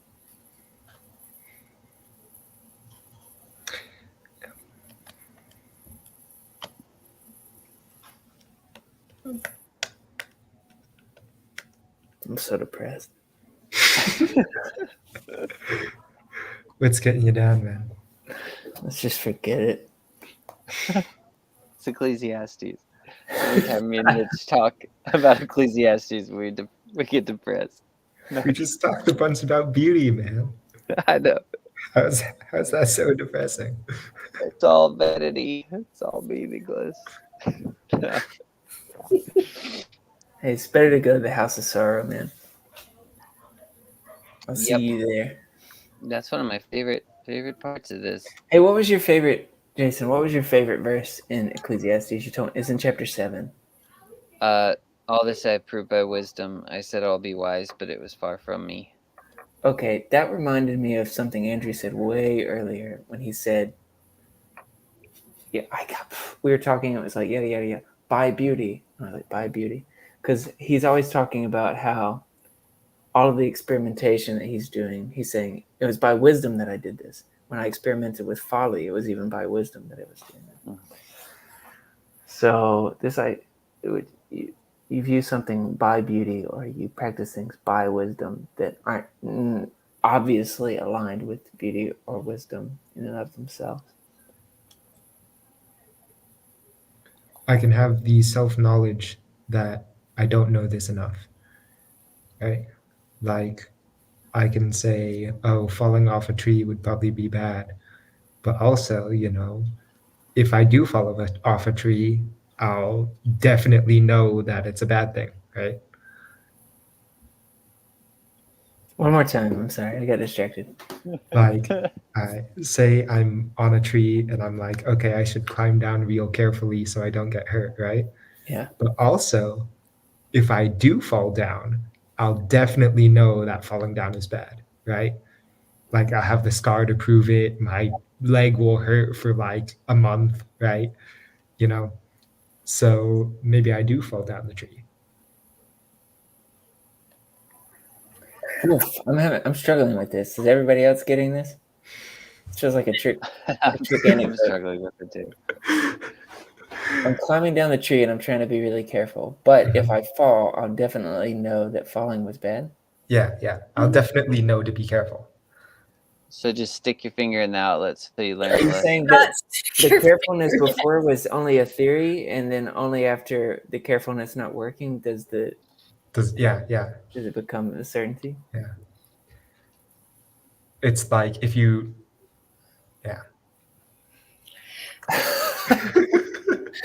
Can't remember. if you transgress wisdom and get burnt, then you'll know the value of wisdom. Oh, yes. Okay. Yeah.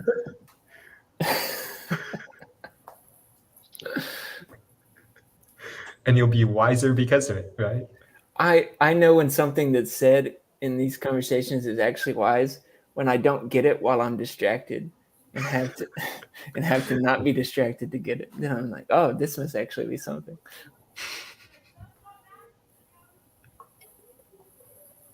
Wisdom's another one of those that concerns me. Like all these words, like all Whatever of them, they just wisdom they all concern me. With like the way people talk about love or wisdom or anything, I'm just like that. It seems we could get lost in the context pretty quick. Mhm. Because where I'm like, wisdom, at the beginning of wisdom is the fear of God, and I don't know if that's true for everybody when they talk about wisdom. I'm like, that seems like an extremely important statement for everybody to understand, because it has nothing to do with knowledge. Like, you can be absolutely, that's one of the things that I love that George MacDonald wrote when he was talking about a child. He said the child was full of wisdom and empty of knowledge. And I was just like, that is spot on.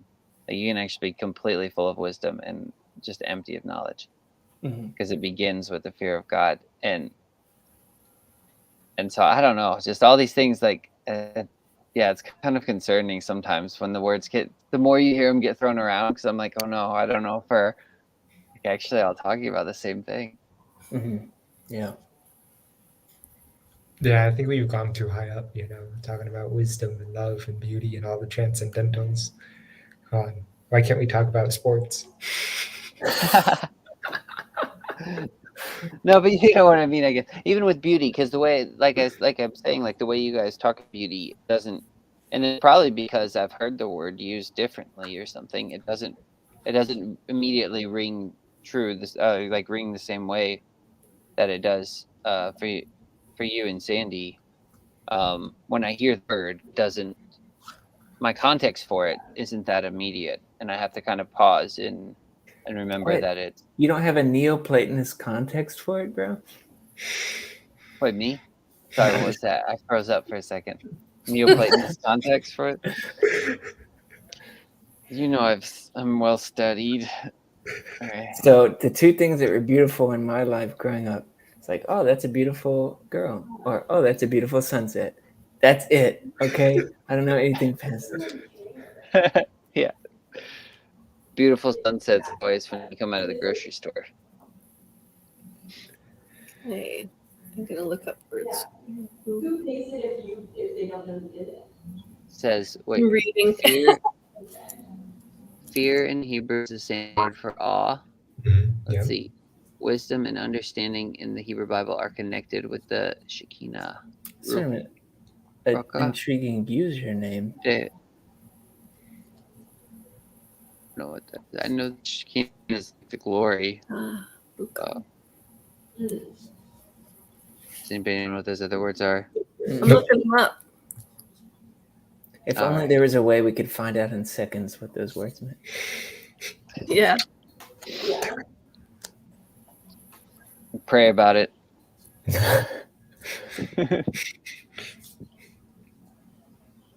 Yeah. So when I said fear and love are the two wings, or awe and love are the two wings by which you ascend up to heaven, right? Same thing. Fear and love, right? Yeah, what was it? Yeah. I think of fear lately I think of fear when I think of it. I think yes, all, but like acknowledgement of so like acknowledgement of who God is. I think of fear of the Lord. It's like, oh, I've recognized that this entity is so far beyond me, that he's creator and ruler. And yeah, I don't know why I think of it in those terms, though. That may be off base. Or you could say you just spit up on it. No, I think you're right. It's like recognition of sovereignty, of Yes, yes. transcendence. Yeah. Mhm. Yeah. I feel like maybe say like And if I can't recognize that, then wisdom is a lost cause for me. That fear of the Lord begins all wisdom. specify. So I feel like maybe just say you like spit up on your tracks. So, have you guys ever heard of holy fools? I don't think so. Sorry, I didn't catch that. What? Holy fools. Oh, yes, yes. Yeah. Why do you bring That's it up? wild. I don't know. It always.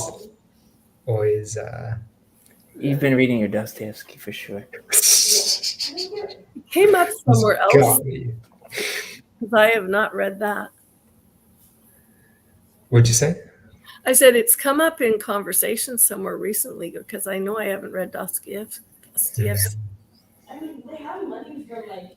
I hear Fear is brought up like in There's Well. probably some money a lot of people have. what are you saying, Mitch? never mind. Yeah. God is beautifully absurd and absurdly beautiful. No, I saw you posted that in the Discord. It's I because don't know why you said it though. God's name is not a name for God, right? Yeah. The tetragrammaton only works if you recognize that the tetragrammaton doesn't work. Mhm. Okay, so that's why I'm missing it. What does that mean? Well, it's a compromise of Good. our limitations. Yeah. God is absurd, right? I can't, Because he can't be named. yeah. Right, yeah. I would say. Yeah. He's absurd to us. Mm. He arrives to us as absurdity because we don't have the capacity to receive him in our Yeah. limited Yeah, but once you recognize that, you recognize God. And then some of it got on track. I still wouldn't go that far, I don't think. Hmm. Yeah, I think. You have to recognize God by humility. Yeah. You have to recognize God insofar as you can. And you can so far. Mm, Yeah. It's interesting. I don't know if I'm fully with that. I was not sure how to. I mean, I think I am because I know that God, he's infinite and you can't ultimately name him because you can't pin him down. But there's a way. Gosh, trying to think of the right way to describe this. I feel like the statement of God is love. It's like at the smallest, most particular level you can know God, but it reminds me of Psalm 136. His mercy endures forever. So like I can know that mercy so intimately for myself, but then that mercy is infinite. So and there's a way I can never actually know it, especially as God is continually creating. He's going to be continually becoming more and more infinite through that love or mercy or whatever you call it. So there's a way I can almost. It feels to me like there's a way I can almost know it and name it because it seems like I have to know it and name it to have a relationship with it, whatever God is. Because if it's just absurdity, then I don't think I could ever relate to it. Yeah. But then if I name it, it's making it finite and compressing it, and that's not right either. Well, Mhm. it's a compromise though. It's not. It's a necessary watering down. It's not. It's You never. have to hold the two in tension, his finitude and his infinitude. Yeah, but I wanted to ask you guys, and I know Jason and I've talked about this a lot, but do you think is there a point in the let's say is there a point in the eschaton where you can fully know God? Like leaning towards doing. right now, No. Is there somewhere along the while in the divine plan a point where you know God in full? Be like everyone is like fully getting on. Like Next question. I would. Okay. That's above my pay grade, man. I wish. I've always had this understanding, but I'd an say- understanding that I've always had is not necessarily. I would say it's the same way you know God now. Like it's You think so? exactly how I I explained. know you think that because Jason and I Yeah. kind of live in this tension between is it going to be is it going to be a progression forever where you're always going but never reaching, or are you eventually going to reach? she's gonna make a group chat. I told her well. I don't know, but my mind goes to relationships, and the fact that you can only ever know anyone as much as they will let you know them, as much as And they. even sometimes not even past that. I can't fully let you know me even if I try. I mean, one of the other discords was having a conversation again in the relationship marriage whole thing, and they were talking about that place where that giving and receiving place where getting like that whole getting in somebody's head, you know the other at some point as well as you know yourself, but you only can do that if that's a two-way street. So if God lets us know, then I think, there can be a time when that becomes possible. But I don't think that's up to me to say because that's intrusive of me, that I'm not God. Yeah. I feel like I feel hopeless unless there's a point where I can know in full. Unless there is a point where everything fundamentally changes and like there's a glorified body and a glorified mind and you're one with the Lord and sin is no more, and like I can't, if this is it forever like this progressing. Progressing doesn't mean you'll not move. You will. Yeah, it's moving, but it's but there are features that remain in that progression. I want those features eradicated. What do you do with creation, though? We've got into this so many times. I just want shame and sin and loss to go away forever. Yeah.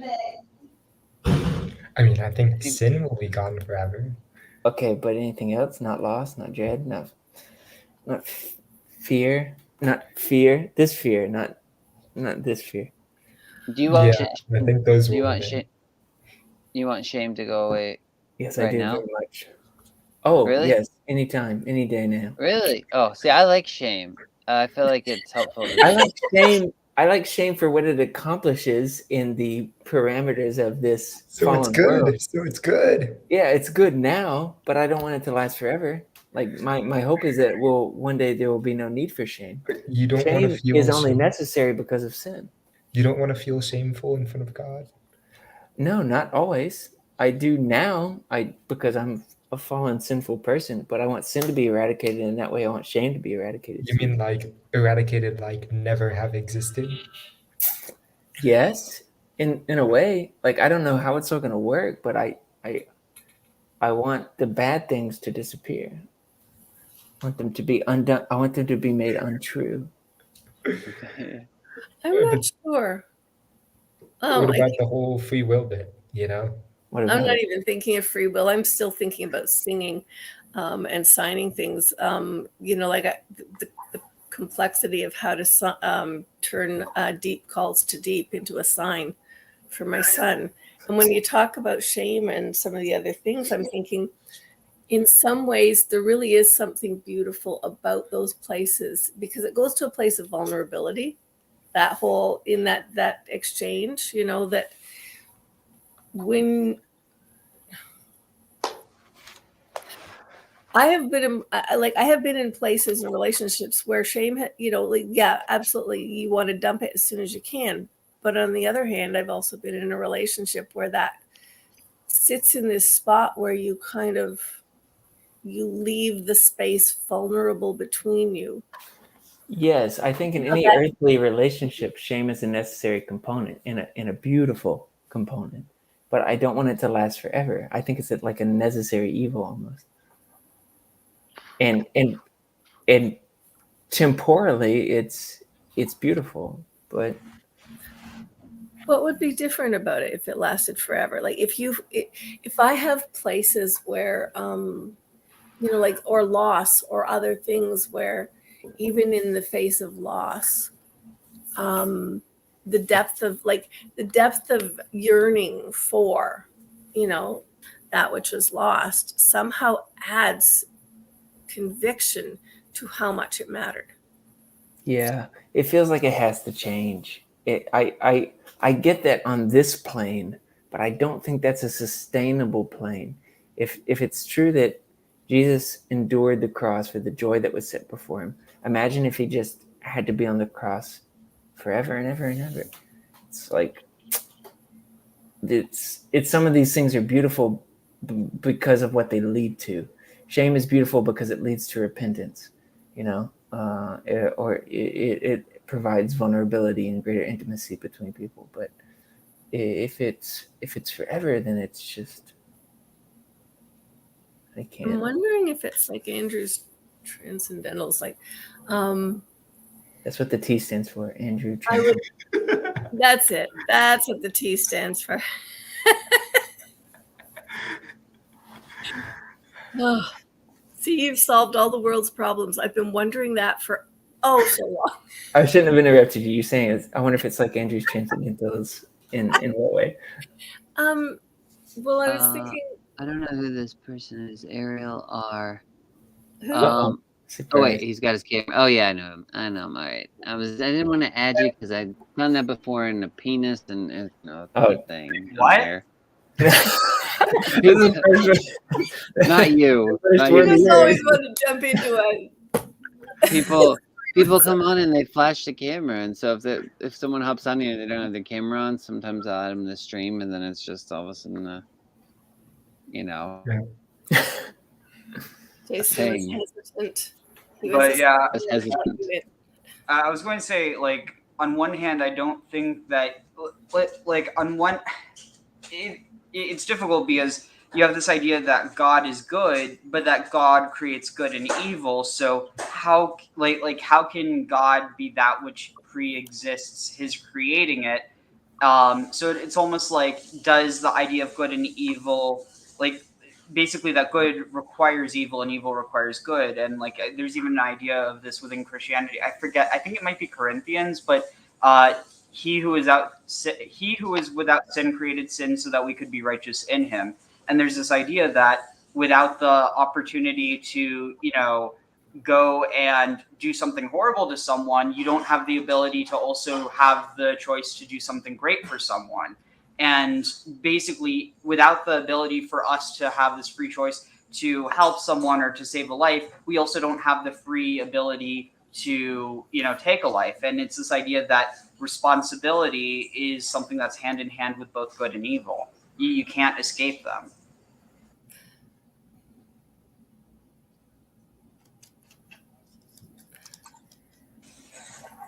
And like I think you could argue maybe that's the reason why you have this idea of a judgment pre-existing this, new creation or this new world that exists without sin or without evil. Because at the end of the day, how can you actually know that people are good without them being given that choice first? But again, it's kind of like, was there any point, like basically, if you would have never had the choice to do good or evil, but then you're given it, you pass the test, but then that choice is taken away from you, how can you still be truly good? I don't know, it's one of those things where I think that's also kind of where some of these ideas of some more like heterodox traditions where like, people who manage to go to heaven, they end up becoming angels or whatever, that you see in some of the Second Temple Jewish like Essene texts, I think. Mhm. Yeah, I like what you're saying. I like thinking of, it makes sense to me to think of good and evil as some necessary kind of paradigm for the limitations that humans are of course going to have, being made from God but not being God. Yeah, everything seems to come back to the limitations of humans, and then these kind of structures being created in light of that. But if that lasts forever, there has to be this. I guess theosis is the best way people have come around to describing it. There has to be this way of transcending that, or at least, not that it matters, but I'm going to feel pretty hopeless. Not that it matters in the grand scheme of things that I would feel hopeless. Well, I assure you, man, it matters in the grand scheme of things whether you feel hopeless. okay, so Mitch, can I ask you a question? So you would hope or think in the eschaton that we would come to a point where we would be all-knowing like God? I don't know if I would hope for that. I know a few things that I would hope for, but I don't know if I would hope for that. Okay, well, I don't know. This might have been a private conversation when I was talking to Cal, and I don't bring this up very much because I don't know the utility of it for even like the question yet. I don't know if it could do more harm than good, but like I think there's scriptures. I think there's like one or a few scriptures where it says God is all powerful, and then there might be somewhere it says He's all-knowing. I'm not sure if there are, but then even still, I've kind of thought this for years, or entertained the thought. I'm not like sold on it, but I just question that. I was like, is God really all-knowing? Is He really all-powerful? And if so, in what way? And the way I've kind of come to understand it now, it's like, which is probably, heretical, no big deal, not strange for me. But God, I would say God's all-knowing in the same way that you're all-knowing. It's not something complex. Like it's the same way you would have a kid and you would say, like, God knows the beginning from the end, right? So He knows, you only need to know one thing. Like and then you can be all knowing. Like you just know, I'm going to create this thing and I'm going to love it. And I know the beginning and I know the end. I know I'm loving it at the beginning and I'm knowing I love it at the end. And everything in between doesn't matter. Like, I mean, it does matter. It's not just completely arbitrary, but in a way it doesn't, because it's just like, I know one thing, that God's love. I'm going to be love. I'm going to love this creation of mine in the beginning, at its outset, and in the end. And that's the lamb slain from the foundation of the world. I'm going to love it with my dying breath. I'm going to give my life for it. And that love is all powerful, and that love is all knowing. And so it's the same way. Like, it's the same love that's, you know, it's just, I don't think I've attained to that love, but I think that measure of love is, to me, that's how it works. It's like all the particulars and everything in between, and the whole story in between can almost just do what it wants, because it's held together by these two bookends of love. And those two bookends, Sure. I don't even know if you describe it as love, but whatever that is. The When- stuff that happens in the between, at least practically, matters. It just matters Very much. because your urge to behave within the two bookends, and your urge to Mhm. behave in a certain way, and so that leads me to believe that it matters. Your urge by the one who knows the beginning and the end to behave in a certain way.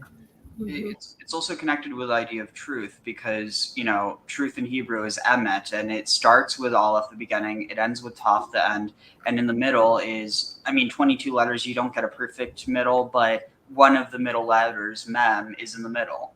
And there's a lot of interesting extrapolations from that, but the point is that and then that's also connect. So emet is actually derived from the root aman, which is connected with both amen, which means like I affirm that, or, you know, I believe that. But this idea of reliance, that like emunah is faith, but it's also reliance. Man, I've got to go, guys. But Now it's the Hebrew I'll listen to you guys tomorrow. Mostly what I want to listen to is the Asherah's origin story. But That's a long one. oh man, maybe sometime we'll get to it. But thanks for the conversation. I enjoyed it. Take care. Take care. Good seeing you. Image. Mhm. Yeah, I've got Bow a out shortly too, because I'm yawning a lot. Life. All right. Well, I can But, end it in a bit then. Don't We end should. it. No, I don't don't end know if Well, we've been going for 2 hours anyway, hours, and and we I'm exhausted too. But didn't do the Yeah. end of an hour prayer to kind of let people escape. We're all out of practice. are we gonna Yeah, we can. all right, Yeah. before we all head out? Okay. All right. Uh, And I was Alright. what did I say about the nothing? Sorry. Now I'm thinking of that sort of the good and evil pattern in the nothing was that good. Where I was reading, I think it was in Halakhic Mem, but it may have been in something else I was reading related to that, about God leaving space in creation for man to participate with him in creation. And so there, that to me says the middle of what you were describing has got to be important, because it's really participatory. yeah, I wasn't trying. When I said it didn't matter, I wasn't. That was the wrong way to say it, because I'm not saying it doesn't matter. I guess I was just saying, like, that's important. yeah, I don't even know if that's the right way to describe it either. It seems that way, but it's because I guess, like, if you have I guess I was thinking in the context of, if you have a child, you say, I love the child from the day they're born to the day they die. It's like, you know, the beginning and the end, and everything in between does matter. Like, whether if that child goes and just becomes a meth addict and destroys their life or something, like, that does matter, and that breaks your heart, and it's terrible. But at the same time, you know that child is still held together by your love, and always will be. And so it's a redeeming form of love, and a resurrecting form of love that will hold that child together. So it's, the stuff in the middle definitely does matter, because you want, you know, the best for the thing you're loving. But it's at the end of the day, like, it's going to, I don't know, Yeah, I guess that's all I was trying to say. It's I don't know. Yeah, it's the wrong way to say it, but That's all right. Okay. All Who's right. praying us out of here? Jason, you're disqualified because you did the You did beginning the one. opening. I know. oh, I'm disqualified. Mitch ran away before we could make him do it. Yeah. Ariel, do you want to do it? Or Do what? Do you want to concluding say prayer?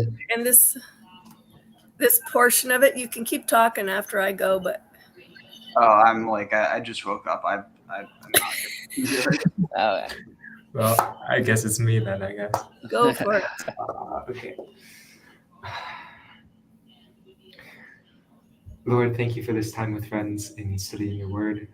Help us to understand your word, apply it, and participate in it. Help us to see its beauty and to follow it truly. In your name we pray. Amen. Amen.